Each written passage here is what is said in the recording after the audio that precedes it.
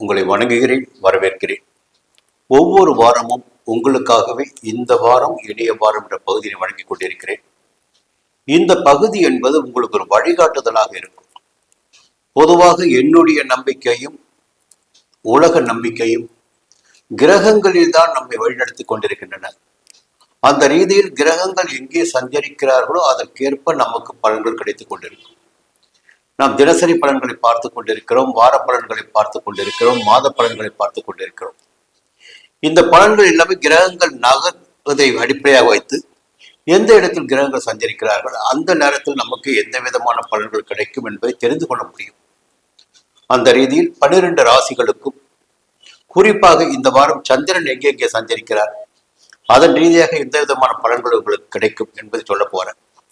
இதில் சின்ன வேண்டுகோள் உங்களுக்கு என்னன்னா, இதில் ஏதேனும் குறைகள் இருந்தால் இதை கமெண்ட் பதிவிடலாம். நிறைகள் இருந்தாலும் சொல்லலாம்.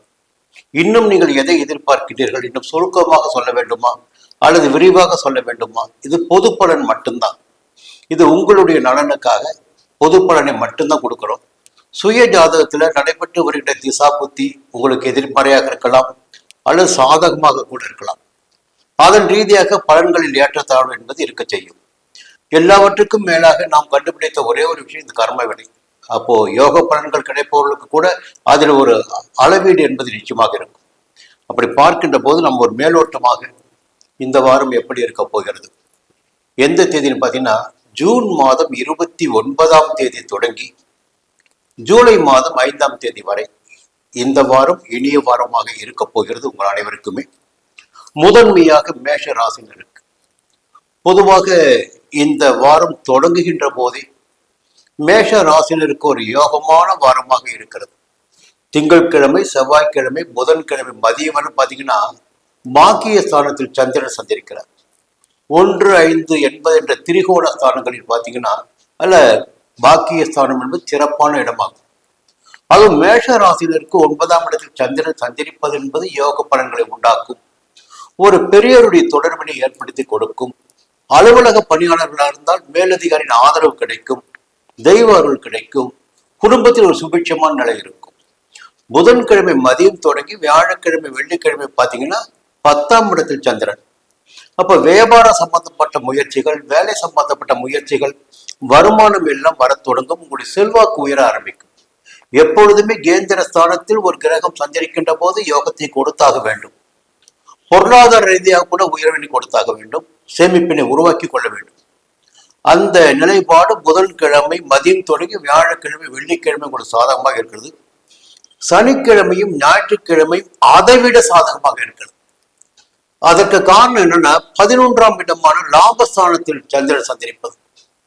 இந்த சந்திரனுடைய சஞ்சாரம் எவ்வளவு சிறப்பாக இருந்தாலும் உங்களுக்கு இந்த 7 நாளுமே உங்களுக்கு எதிர்மறையான நிலைப்பாடு சந்திரனால் கிடையாது.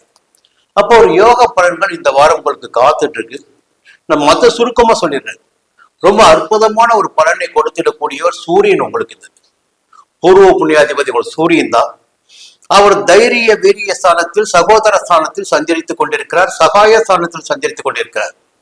அப்போ தைரியமாக செயல்படக்கூடிய, எடுத்த முயற்சிகளை வெற்றி அடையக்கூடிய, தன்னம்பிக்கையோடு செயல்படக்கூடிய நிலையினை எல்லாம் சூரியன் உங்களுக்கு ஏற்படுத்தி கொடுப்பார். அரசு வழி முயற்சிகள் சாதகமாகும். அரசு உத்தியோகத்தில் இருப்பவர்களுக்கு எதிர்பார்த்த சலுகைகள் கிடைக்கும், எதிர்பார்த்த இடமாற்றம் கிடைக்கும். தன்னம்பிக்கையும் தைரியமும் கூடும். ஆரோக்கியமாக செயல்பட முடியும். அதற்கு மேலாக 11ஆம் இடத்தில் யோகக்காரகன், போகக்காரகன் ராகு சஞ்சரிக்கிறார். அந்த சஞ்சார நிலையும் உங்களுக்கு சாதகமாக இருக்கிறது. செலவிற்கேற்ற வருமானம் என்பது தொடர்ந்து வந்துட்டு இருக்கும். இப்ப ஒரே ஒரு குறைபாடு பார்த்தீங்கன்னா, இந்த 12ஆம் இடத்தில் 7.5 சனியுடைய தொடக்கம். அந்த 7.5 சனி காலம் இப்பொழுது தொடங்கி இருக்கிறது. விரைய சனி காலமாக இருக்கிறது. இந்த விரைய சனியுடைய சங்கடத்திலிருந்து உங்களை விடுவிப்பதற்கு 4ஆம் இடத்தில் சஞ்சரித்துக் கொண்டிருக்கும் குரு பகவான், உச்சமாக சஞ்சரிக்கும் குரு பகவான் தன்னுடைய 9ஆம் பார்வையாக உங்கள் ராசிக்கு 12ஆம் இடத்தில் சஞ்சரித்துக் கொண்டிருக்கின்ற சனியினை பார்க்கிறார். அப்போ சனியினால் உங்களுக்கு சங்கடங்கள் கிடையாது என்பதை தெளிவாக நீங்கள் தெரிந்து கொள்ள முடியும். 10ஆம் இடத்தை குரு பார்க்கின்ற காரணத்தினால் உங்களுடைய வர்த்தகம், வியாபாரம், தொழில் எல்லாமே சிறப்பாக இருக்கும். வேலையில் ஒரு நிம்மதியான நிலை இருக்கும். 8ஆம் இடத்தை குரு பார்ப்பதால் என்னன்னா திடீர் அதிர்ஷ்ட வாய்ப்புகள் கிடைப்பதற்கு வாய்ப்புகள் இருக்கிறது. சுக்கிரனும் இந்த வாரத்தில் சாதகமாக சஞ்சரிக்கிறார். ஒரு குழப்பத்திற்கு இடம் கொடுக்காமல் தைரியமாக செயல்பட்டு வாருங்கள். உங்களுடைய முயற்சிகள் எல்லாம் இந்த வாரம் வெற்றியாகும். இந்த வாரம் உங்களுக்கு ஒரு யோகமான வாரம். மீண்டும் அடுத்த வாரம் சந்திப்போம்.